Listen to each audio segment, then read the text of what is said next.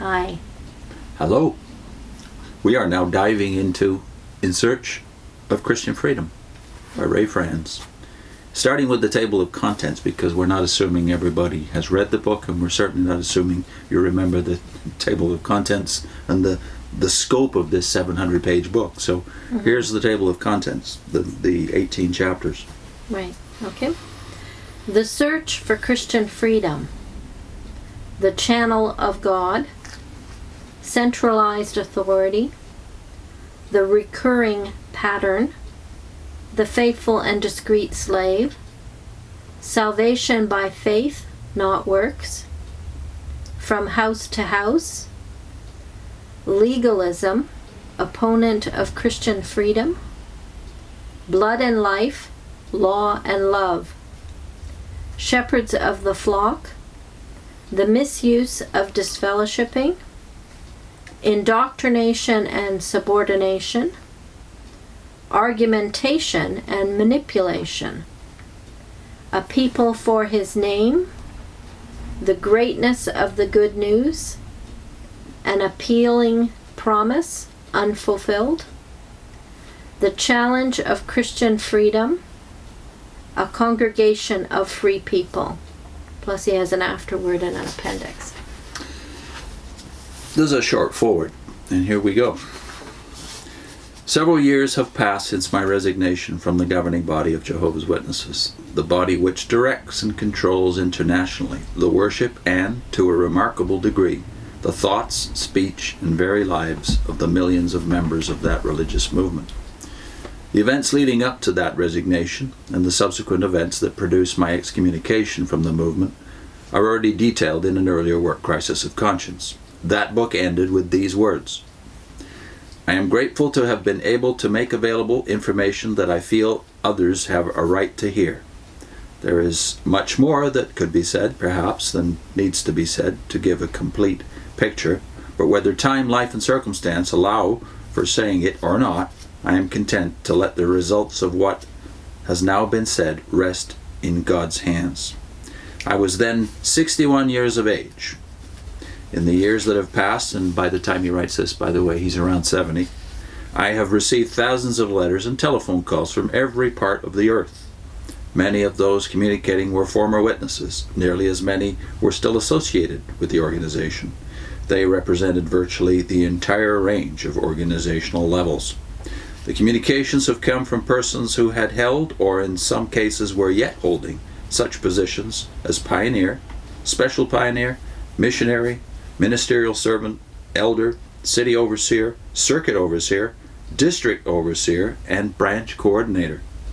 Several hundred of those writing or phoning had at one time been members of the Watchtower headquarters staff in Brooklyn, or of the staffs of its branch offices in other countries, or had served as foreign missionaries. In what follows, I will quote from a few of the letters received. The purpose is not for self-commendation, but to show the concerns expressed, what kind of approach appealed to those writing, and the heart qualities this revealed about the persons themselves. The expressions as a whole made plain that the information supplied in Crisis of Conscience had filled a particular need. The discussions of the governing body, its doctrinal and decision-making processes, and the method of development of the written material on which all members feed are all shrouded in a cloak of secrecy. Many witnesses, including elders and others in positions of responsibility, felt serious concerns but found it difficult to put all the pieces together. Crisis of Conscience supplied facts previously inaccessible to them. These evidently served as a catalyst, bringing together the elements of the problems they had discerned within the organization and helping them understand why those problems existed. The information had the result of freeing them from a false sense of guilt created by the concept that their service to God must be through an organization, that is, through the Watchtower organization. It served to dispel the feelings of being cut off from God solely because of being cut off by or having separated from that organization. Illustrating this is a letter from a man in Australia who, together with his wife, had spent 40 very active years with the Watchtower organization, and because of being unable to accept certain of the organization's dogma and policies, was pronounced disassociated in 1984. He wrote, quote, "I have been requested by family members to write to express their deep gratitude for the tremendous help Crisis of Conscience has given us all in clarifying and broadening our understanding of issues which have caused us concern and distress over many years, for holding views which were tolerant of our position as no longer associated with the organization. My son and his wife were disfellowshipped from the movement in 1986.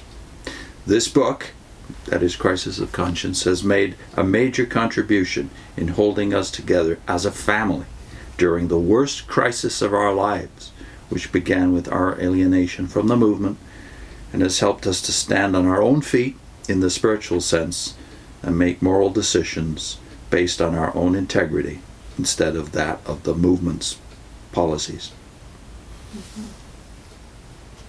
I think we can say for ourselves too that this book made a tremendous impact upon us and helped us through the worst times of our lives, even though, as I recall, you couldn't read it for a while even after you left.